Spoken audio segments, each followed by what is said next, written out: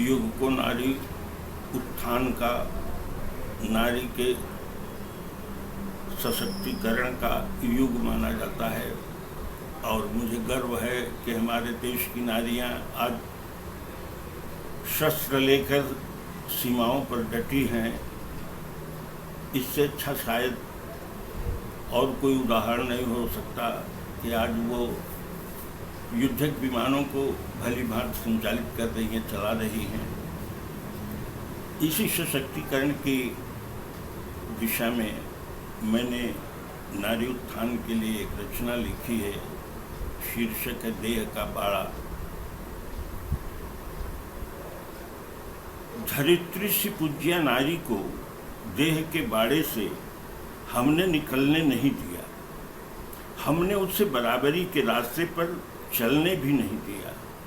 वह कभी तीज, कभी चौथ, कभी पंचमी, कभी छठ आदि में जीवन भर भूखी रही, प्रेम में भटकती रही। वह कभी हार, कभी मांग टीका, कभी मंगलसूत्र में बंधकर लटकती रही।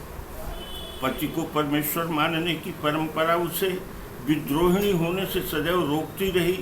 वह अपनी अस्मिता पहचान को निरंतर नजरअंदाज कर परावलंबन का मदपान कर बेहोश विद्रूप त्रासदियों, क्रूर यंत्रणाओं को अपनी ही नियतिमान न जाने कब से भोगती रही।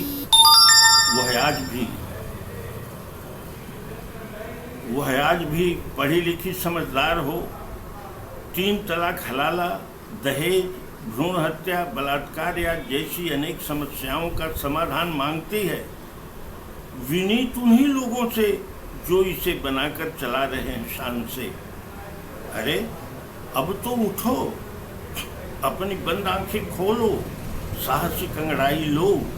पुरुष तुम्हारे हाथ का एक अदना खिलौना है।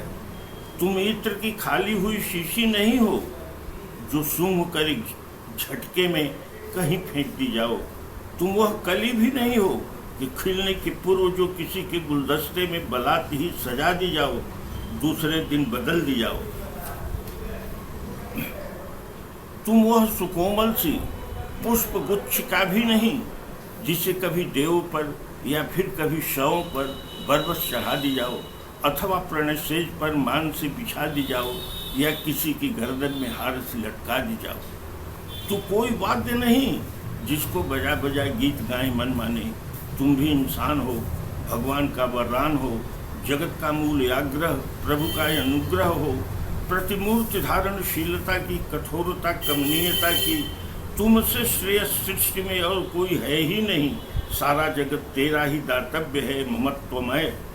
तू ही संसार के संबंधों की धूरी हो, तू ही अष्ट सिद्धियाँ हो, तू ही नौ निधियाँ हो, तू ही नौ रस भी हो, तू ही नौ ग्रहादि भी। सप्तजीव यज्ञ की याज्ञिक आहुत भी हो, तू ही व्युत्पत्ति भी, तू ही संसार की सच्ची अभिव्यक्ति भी।